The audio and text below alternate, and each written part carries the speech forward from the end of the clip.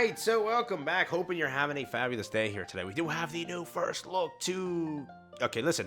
Can somebody please tell me how to pronounce this? I have tried. I can't find pronunciations of this character. So the way that I see it is... This is how I was told. Via, like, bot thing, like, that reads the words to you in different languages, right? It's KISEIA. So if I got it butchered, it's not my fault. KISEIA is the way I heard it. So if I pronounce that name this way, this whole video, it's your fault for not telling me in the comments. So I'll do it that way, right? I have no idea how to pronounce his name. Let's hop into it. If you're new to the channel, like and subscribe, helps out a ton. Let's check it out. Alright, so we got the video here. Let's check it out. We made sure everything's looped, right? We're good to go. Yeah, so we have KISEIA's character introduction over here.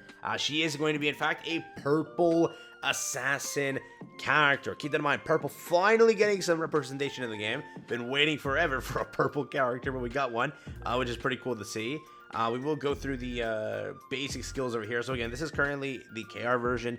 They have not launched the global version yet, but we do have some of the translations, so I can share those with you. This looks to be the auto attack passive skill. At the start of the battle, the attack power increases for each ally with the attribute other than yourself. When you attack an enemy with a skill, a baby growler appears and marks you. When you use an active skill, the mark disappears and the target is immediately blocked.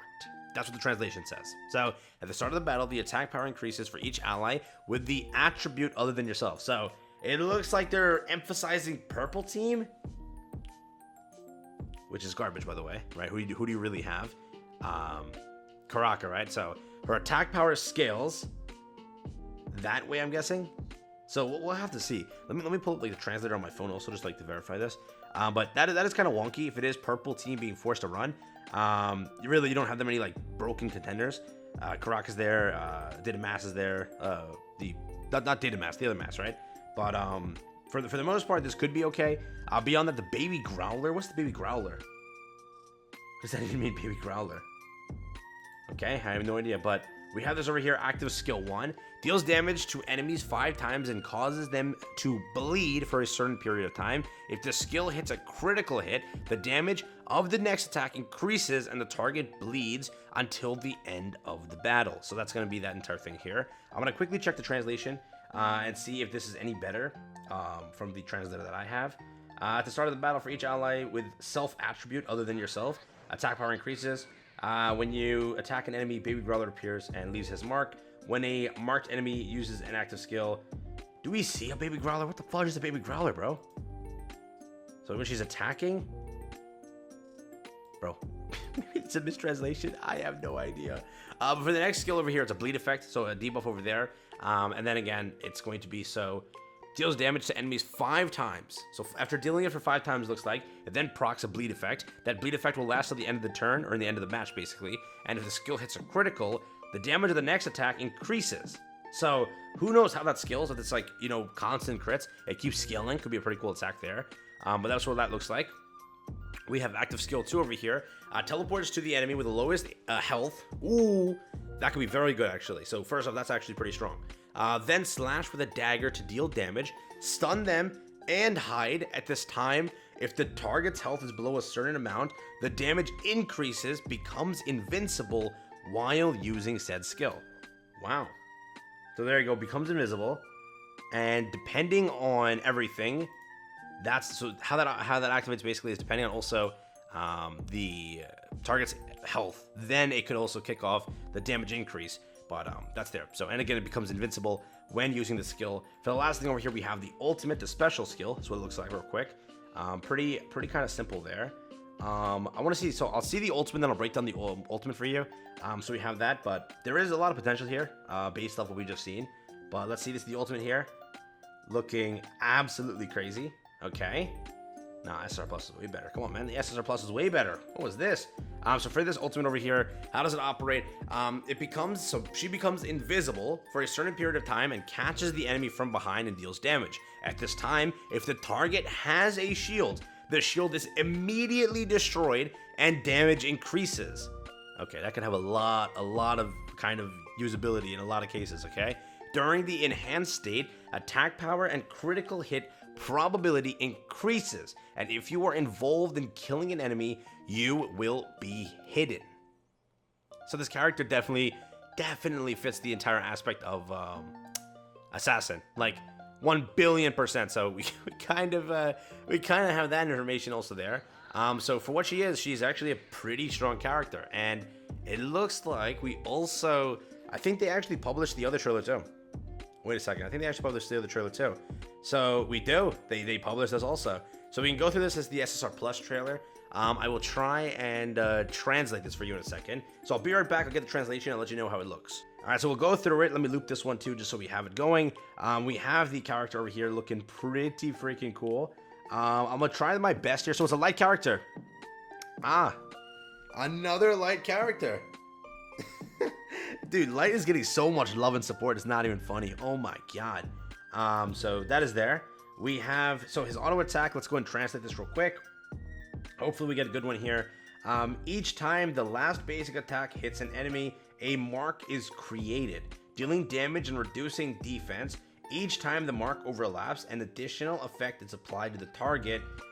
It says -1 stack, paralysis 2 stacks, damage proportional to paralysis, the maximum health 3 stacks, damage proportional to paralysis and maximum HP.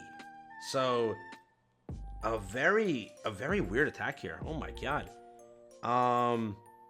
Yeah, so each time the mark overlaps, an additional effect is applied. So if it's 1 stack, paralysis, 2 stacks, paralysis, and a sort of damage proportional to the maximum health of character. So that's there. Now 3 stacks, paralysis, and what is it? Additional damage proportional to maximum HP. So the only part that's not coming out correctly is the 3rd stack. So what happened on the 3rd stack? I'm trying to get that confirmed. But it looks to be pretty good. So this is just the basic attack, right? Yeah, so the translation isn't coming out too proper here, but this looks pretty nice. When we get the global translations, you can just go check those out also. But who knows when they release those, okay? Global is always late in some sort of capacity, but it looks like this. So again, a ranged character, that's what the attacks look like there. Then we have active skill 1 over here, so we can check it out. I also just got like a better sort of translation. It also says damage proportional to paralysis and maximum health, and then it says the 2nd stack is paralysis and proportional to maximum health damage. Yeah, so who knows? The translation is a little bit off, but we'll see when it officially comes out. So we have the active skill 1 here, Thunderstroke. It teleports in front of the enemy with the highest attack power, strikes lightning to deal damage, and basically again another, dude, 3 characters in a row, paralysis in the kit, okay, and then returns. You become immune to status abnormalities. Anomalies, I was trying to say, but I messed that up. While using the skill, and your rapid speed increases for a certain period of time. So again, ranged character who works pretty well on any team, not like the other one. Basically, KISEIA, however you say her name, she is a purple character, being meant for purple team if you want to increase her damage tenfold. So it looks like that is something they're pushing. They're pushing that sort of meta, which is kind of weird. But let's progress onward. So this is active skill 1. Let's check the next one over here. We have active skill 2. Creates an what is this? A what? Inviolable area that lasts for a certain period of time.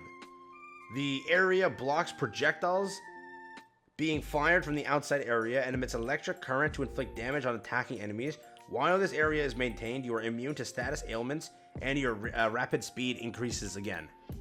Okay, so here we go. This happens. This is the skill 1. So he creates this area over here, and in this area, you can, if you go into it, if it's an enemy, gets damaged, and from this area, he also can't get any status debuffs. Correct? That's gonna happen, which is also pretty nice. So I'll take that. And for the special skill over here, let's take a picture real quick.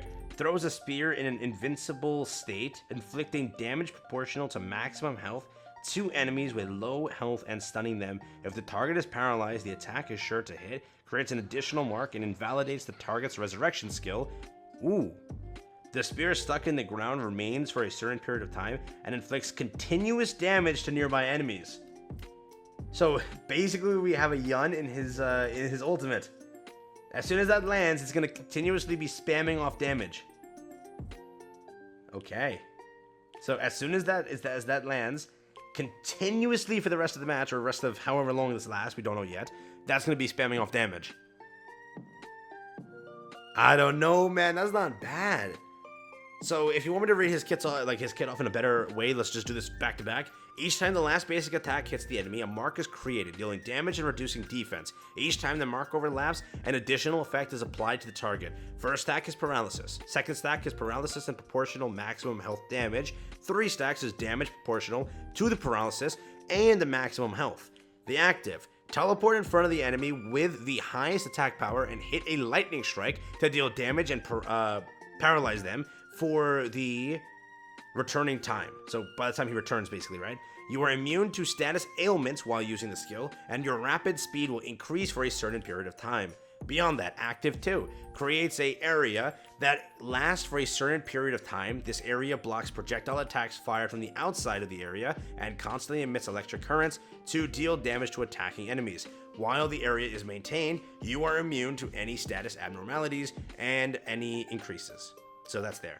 Ultimate: throws a spear at an invincible state, so in an invincible state, can be touched, inflicting damage proportional to maximum health to enemies with low health and stunning them. If the target is paralyzed, the attack is sure to hit, creates an additional mark, and invalidates the target's resurrection skill. The charm lasts for a certain period of time and inflicts continuous damage to nearby enemies.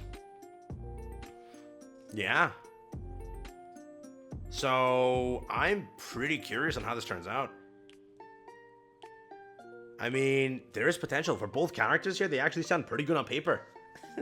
Again, yes, the only thing holding back the other character kind of is the purple thing.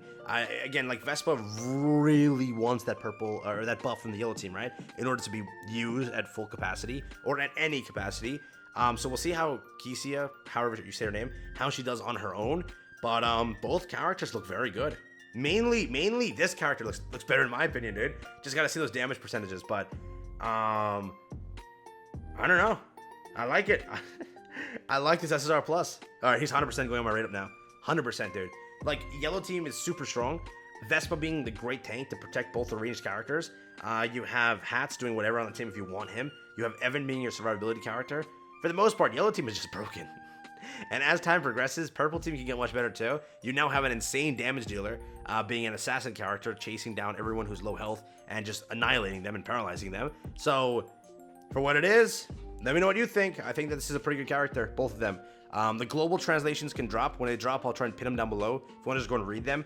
For the most part, this video is fine because I translated everything almost impeccably, or got them translated impeccably, right? So, yeah, take care. That's been it for me. That is the new SSR Plus and SSR coming and their skill kits. So be hyped and stay tuned.